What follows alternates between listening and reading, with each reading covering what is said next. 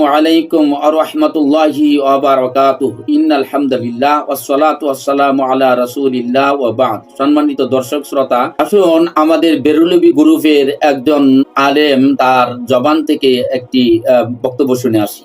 রসুল কখনো আমার মতো হতে পারে না।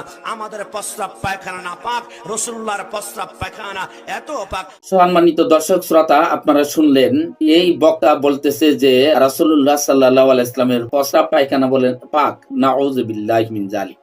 রাসূলুল্লাহ সাল্লাল্লাহু আলাইহি সাল্লামের অসংখ্য সহিহ হাদিস দ্বারা প্রমাণিত রাসূলুল্লাহ সাল্লাল্লাহু আলাইহি সাল্লাম মলমূত্র ত্যাগ করে তিনি পানি ব্যবহার করতেন এবং পবিত্রতা অর্জন করতেন। প্রশ্ন হলো, রাসূলুল্লাহ সাল্লাল্লাহু আলাইহি সাল্লামের প্রস্রাব এবং পায়খানা যদি পাক হতেন, তাহলে রাসূলুল্লাহ সাল্লাল্লাহু আলাইহি সাল্লাম নিজে কেন পবিত্রতা অর্জনের জন্য মাটি এবং পানি ব্যবহার করলেন?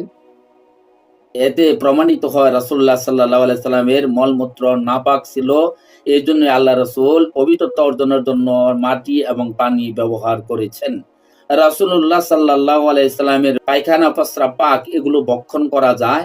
এই কথাগুলো সুফি মতবাদের কিছু লোক, বেরলভীর কিছু লোক এবং তাবলীগী জামাত তথা দেওবন্দীদের কিছু লোক ছাড়া আর কেউ এই সব কথা বলেন নাই।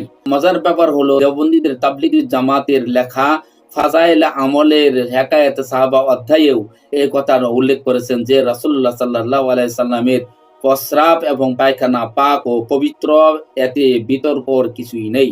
নাউযুবিল্লাহ। এই হলো অবস্থা। যদি রাসূলুল্লাহ সাল্লাল্লাহু আলাইহি সাল্লামের প্রস্রাব পায়খানা পাক হতো, আমরা তো জানি রাসূলুল্লাহ সাল্লাল্লাহু আলাইহি সাল্লাম যখন থুতু নিক্ষেপ করতেন তখন সেই থুতু সাহাবায়ে একরামরা প্রতিযোগিতা করে থুতুকে তিনি সংগ্রহ করে সেই থুতুকে সংগ্রহ করে তাদের গায়ে মেখে নিতেন।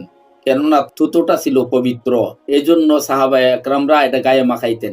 তাহলে প্রস্রাব পায়খানা যদি পাক হতেন আর এটা যদি সাহাবায়ে একরামরা জানতেন, তাহলে অবশ্যই রাসূলুল্লাহ সাল্লাল্লাহু আলাইহি সাল্লামের প্রস্রাব পায়খানা করার জন্য আর অন্য জায়গা খোঁজার দরকার ছিল না। নাউযুবিল্লাহ।